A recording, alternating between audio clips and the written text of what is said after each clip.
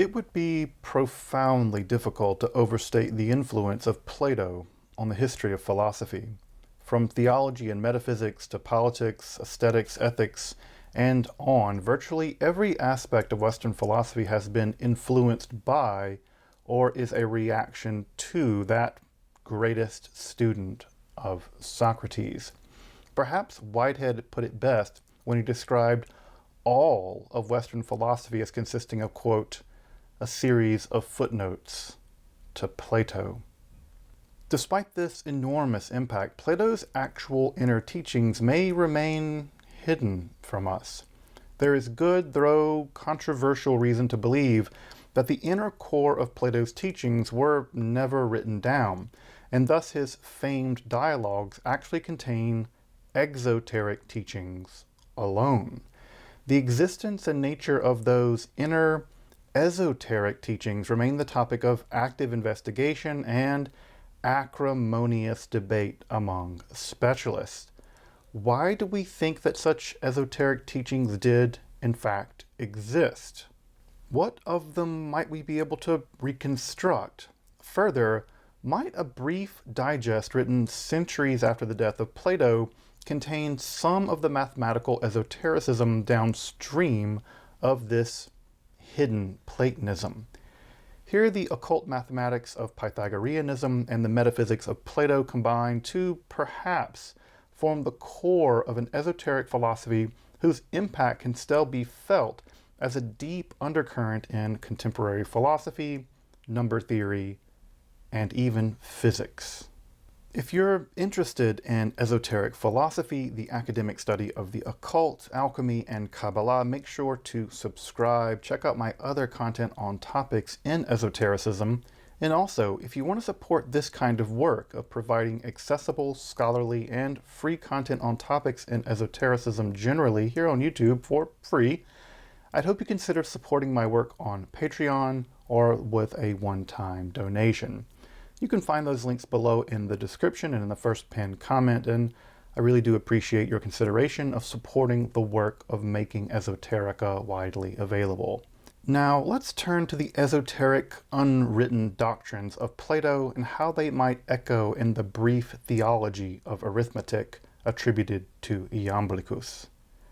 I'm Dr. Justin Sledge, and welcome to Esoterica, where we explore the arcane in history, philosophy, and religion.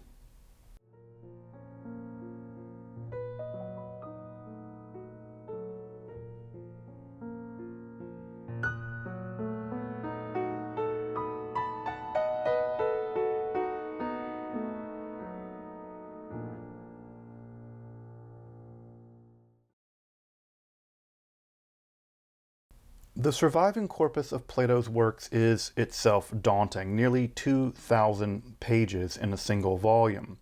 Generally speaking, scholars divide the dialogues into three groups, tracking mostly to the developing maturity of Plato's own thought.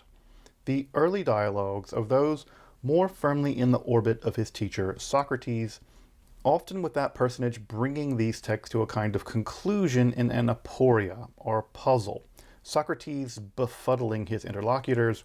Perhaps these in fact even echo memories of actual historical conversations. The middle period is thought to include Plato's mature philosophical positions.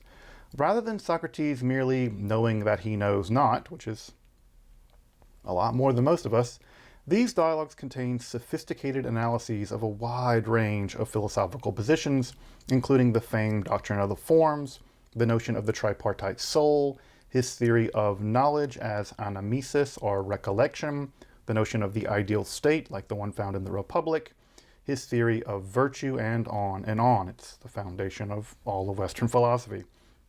Indeed, these dialogues form the core of what we typically refer to when we discuss Platonism as such. Finally, in the later dialogues, Socrates himself seems to fall virtually silent, and many central tenets from the middle dialogues come under sustained attack. Even the core doctrine of the forms, one of the central tenets of Platonism, is viciously assaulted in the masterful but absolutely puzzling dialogue, the Parmenides. Without a doubt, the surviving corpus of Platonic works presents one of the most sophisticated literary and philosophical outputs in all of human history. And as I mentioned in the introduction, in some ways or another, these works underwrite almost the entire project of Western philosophy, either in their continuance or as a reaction against them. Yet there are reasons, good though controversial reasons, to believe that Plato actually taught a hidden esoteric philosophy which was never committed to writing during his lifetime.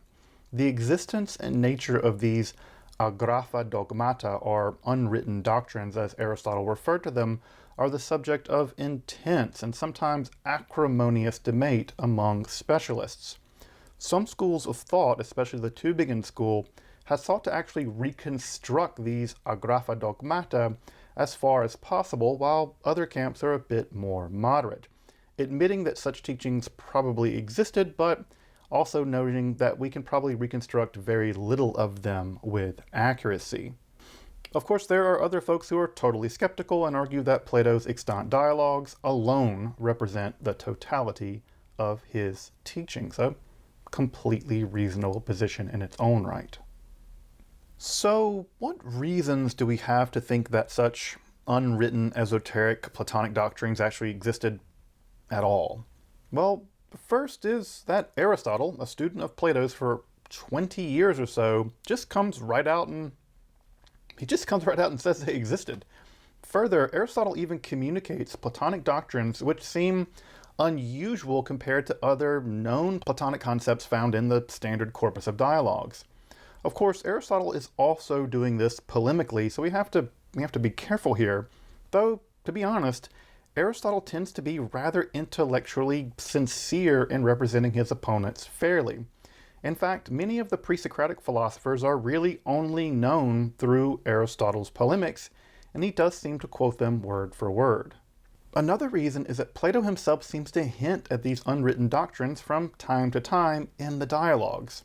The most famous instance is when, toward the end of his life, he was to give a much anticipated quasi-public lecture on the good life. Well, people showed up to hear a lecture about ethics and virtue and how to live a good life. What they got was hours of dense mathematical and astronomical analysis of the one. Most left the lecture midway completely baffled. Further, Plato himself seems to have actually come under a kind of Pythagorean influence throughout the mature part of his life. That school, as you probably know, held that the arche, or fundamental substance of reality, was number, or arithmos. Well, what is, just is number. And elements of Pythagoreanism can be seen through Plato's mature dialogues, from his music theory in the Republic to the complex geometric ratios and entities which comprise all of reality, the elements, and the soul in the Timaeus.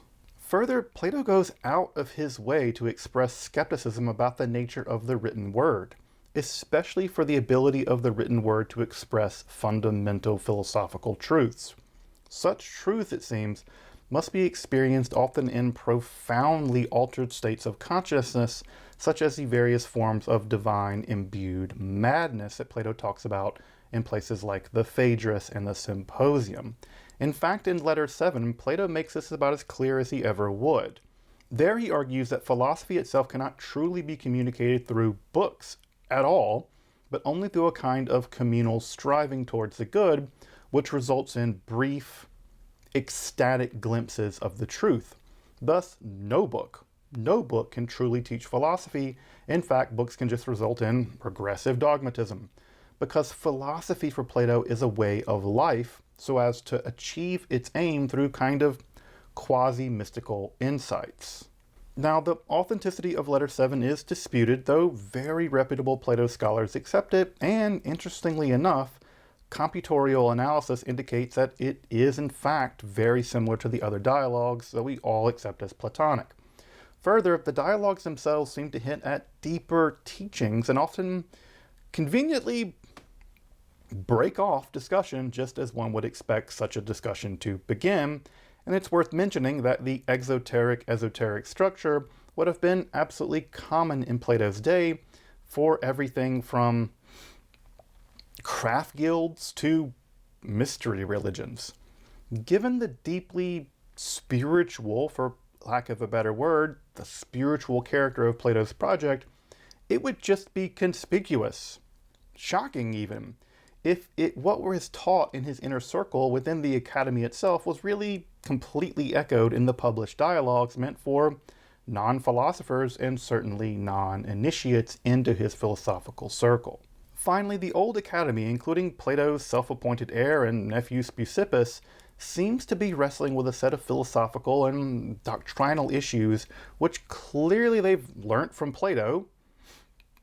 Who else would they learn it from? But which don't seem to appear in the dialogues as such. These are the same doctrines that Aristotle seems to take to task in his writings and probably over which he decisively broke with the academy to found his own school, the Lyceum. Now, all of this combined, circumstantial evidence a bit, but still something, it seems reasonable to hold that Plato taught specific, unwritten, and, well, esoteric teachings to his own inner circle of students. It seems like the ἀγράφα dogmata existed. Now, what were these ἀγράφα dogmata, these unwritten doctrines? Well, I'd like to welcome you to a part of the episode I'd like to call Hold My Beer, where I enrage a bunch of academics by trying to take a moderate position on a complex matter for which there is only highly contested why do I do this to myself? Highly contested evidence. So this is a lot of fun, and make sure that you bring your pitchforks to the comments. From what we can tell, and I'm going to largely follow the lead here of John Dillon, who I respect a lot on this issue, Plato seems to have held, as I mentioned earlier, a kind of Pythagorean or mathematical approach to first principles, or what we now call metaphysics, in the later and more mature period of his philosophical speculation. He seems to have arrived at a system of an ontological primal set of opposed principles, the one and the indefinite dyad, and a three-tiered system of reality, primarily based on an interlocking system of souls, the one, the world soul, and the individual soul. The one is a kind of active principle which acts as a limit on the indefiniteness of the dyad, thus rendering it a duality or continuum, which structures reality as a continuity between two extremes. This is true for magnitudes like measurement or hot and cold, but also for ethics in terms of things like, well, good and bad. It's a limit on extremes, a peras. Now, that peras, or limiting process, is actually otherwise really known from Pythagorean teachings already. It's a peras on an aperon, a limit on the limitness, and that actually we see already in mature Pythagorean teachings. Now, by limiting the indefinite dyad, the one introduces the reality of division into what we call the many. That's a big problem in Plato, the many and the one. This generates a series of primal numbers, probably the integers 1 through 4, but perhaps the entire decad of 1 through 10. At least 1 through 4 seem to somehow inhere with it the 1, with 5 through 10 and all other numbers as a kind of extension or emanation of those more primal numbers. It's key to recall that most of what we've been raised with actually in our lifetime is a kind of quasi-set theoretical version of number theory, where we imagine 1, 2, 3, etc. as sort of containers holding discrete abstract values or entities. What I call the apples in a bucket theory of numbers. That's just not how the ancient Greek philosophers conceived of numbers, generally speaking. For them, geometry was really primal, with arithmetic's authenticity and mathematical rigor anchored in that discipline, in geometry. Much in the same way that there are all those heroic efforts to anchor arithmetic in logic in the early 20th century. Rest in peace, that project. Thus, Plato probably imagines the one, or the monad, as something much more akin to a geometric point, the indefinite dyad as line itself, thus numbers outside of the primal numbers which somehow inhere in the monad, it's not clear how that works, are the very process of segmentation of the indefinite by the one itself, and not as sets. This is not a set theory of number theory. This geometry-first number theory, which is a bit odd considering how much ancient Greek geometry was done completely without reference to arithmetic in most ways, might also help to grasp the next move in Plato's ἀγράφα dogmata, his unwritten doctrines. These emergent numerals are, unsurprisingly for my Plato people out there, also identified, at least the primal numbers, with the forms or ideas made super famous by Plato as the ideal entities through which all other becomings, well, come to be. Thus, all instances of goodness, beauty, and justice are so insofar as they participate in the eternal unchanging forms of goodness, beauty, and justice itself. In the unwritten doctrine, these forms are mostly fundamentally numerals. Thus, the first 10 numbers somehow capture all the ideal forms, with those from 11 to, I guess, infinity being themselves mutations of the primal numbers, as if made in a mold, or ekmagion, as actually Aristotle tells us. By the way, that word, ekmagion, is the exact same word for the famed receptacle in the Timaeus, the fundamental substratum of all being. Though there's some evidence that all natural objects have corresponding forms, this is something that deeply puzzled Plato and the Parmenides, whether it's a form of hair and dirt and mud, with the combination of the primal numbers generating that infinity of forms. However, the first 4 numbers held for Plato, like they did for the Pythagoreans, a more fundamental ontological status. In fact, the Pythagorean holy symbol, the tetrachus, is said to combine this primal unity with the 1 plus 2 plus 3 plus 4 equals 10. It generates the decad itself producing all other finite integers. In fact, Plato has something similar in the Timaeus, although in a lambda form, not a triangle. Of course, this geometric arithmetic progression, point, line, shape, surface, and solid, can be found in the Timaeus account of the genesis of the universe, the 4 elements, the soul, D&D dice, everything that matters. Not only the elements, but also the soul is a system of geometric proportions, a topology of ideas from the circular totality of all being to the world soul, of which the individual soul, our souls, are actually a regional microcosm. Here again, soul is a ontogeometric relation of proportion rather than a substance in itself, no matter how ethereal it appears in classical Greek mythology, or even the ghost-like conception of the soul that I think many contemporary people still have. Thus, our soul receives glimpses of the upper perfect harmony, all the while converting sense data into the pure mathematics, which allows for justified true belief, or what we just call knowledge. Thus, fitting this highly mathematical ontology with the epistemology of the analogy of the divided line that Plato lays out in, surprise, surprise, his most famous work, The Republic.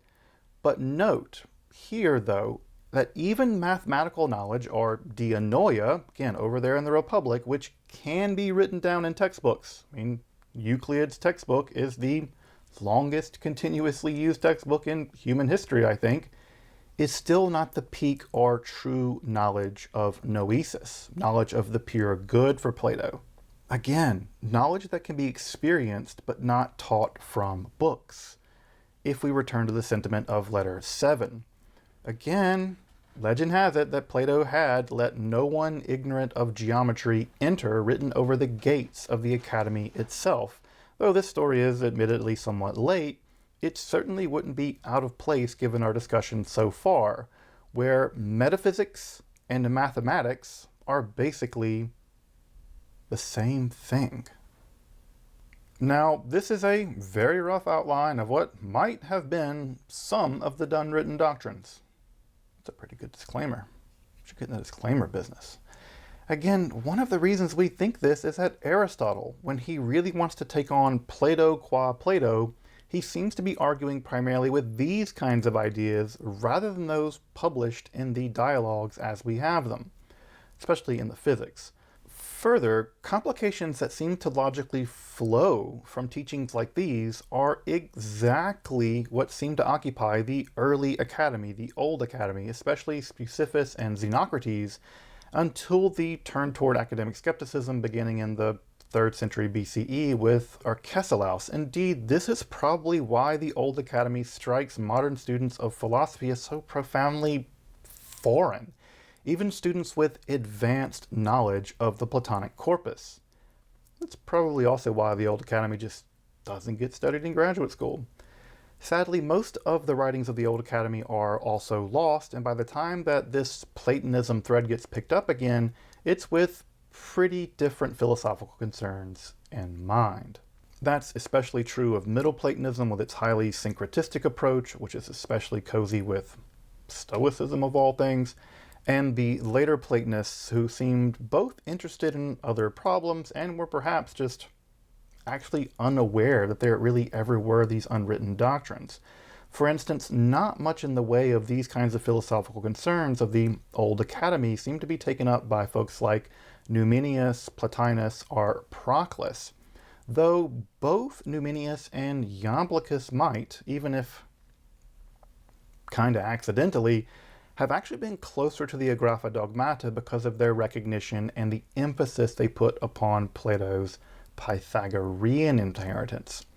Thus, these doctrines might have survived, though not under the aegis of Platonism, but through a parallel track of Neo-Pythagoreanism,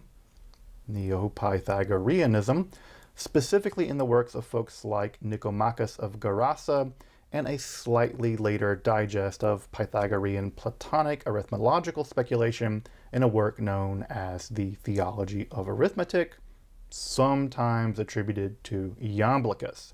And I want to conclude by turning to this small, though terribly fascinating little volume, which gives us, again, perhaps a glimpse into some of the nature of these lost mathematical, metaphysical teachings. The Theology of Arithmetic is a compact handbook of arithmology, that is, a specific intersection of numerology, geometry, and philosophy. The text itself is somewhat haphazardly composed and edited. It is either a digest largely of older material, lecture notes either extracted from or prepared by somebody, probably in the circle of Iamblichus, probably by Iamblichus himself, sometime in the 3rd or early 4th century of the Common Era. The text itself is a series of 10 brief essays dedicated to each number of the decad, with special attention paid to the first 4 numbers, what we might call the primal ontological numbers. The text weaves between theological, philosophical, arithmetic, and geometric properties of each of the 10 numbers from the monad 1 through the decad 10. Here we're treated to a fully Neo-Pythagorean exegesis of the primal numbers, which, and I think this is pretty conspicuous, actually leans quite heavily on the sections of the Platonic corpus, which are arithmological and character. Really thinking here of the Timaeus. In fact, the Theology of Arithmetic may be the best surviving text of an entire sub-discipline of the Metaphysics of Mathematics that actually proved popular for nearly a millennium in the ancient world, and probably served as the philosophical foundations for the earliest Kabbalistic speculations and things like the Sefer Yetzirah. Yeah, I think one can draw a line between these forms of mysticism. Here we're given glimpses into the development of the emanations of reality, how the cosmos, the soul, and the human body are structured, the origins of various limits, remember the peros, the limits of spiritual and physical reality. For instance, why elements and directions both come in 4s. There's an arithmological reason for that. There are digressions into musical theory, why fevers come and go in rhythmic cycles, the scope of cosmic justice, and more, all set within the scope of the mathematical analysis of the classical and late classical Greek world. While the exact unwritten doctrines of Plato may be lost, the arithmological tradition he developed and seemed to have prioritized in his own hidden teachings seems to have survived, at least in some form, into documents like the Theology of Arithmetic. In fact, the whole field of sacred geometry, that certain geometric shapes bear metaphysical or spiritual truths through them, is clearly grounded in texts such as the Theology of Arithmetic. Indeed, much of the numerological symbolism that will inform later magical theories is found in this text. In this way, the text really punches way above its weight in terms of influence despite its relative obscurity these days. The unwritten and likely esoteric doctrines of Plato very likely depended on a highly Pythagoreanized mode of framing questions of the origins of reality in terms of classical Greek mathematics, really specifically geometry. This arithmological metaphysics, however, did not go extinct with Plato, by no means. It survived at least into the first generations of the Old Academy and probably at least in parallel developments in ongoing Pythagorean speculations, which can be found as late as this document, this wonderful Theology of Arithmetic, still under discussion in the school of Iamblichus.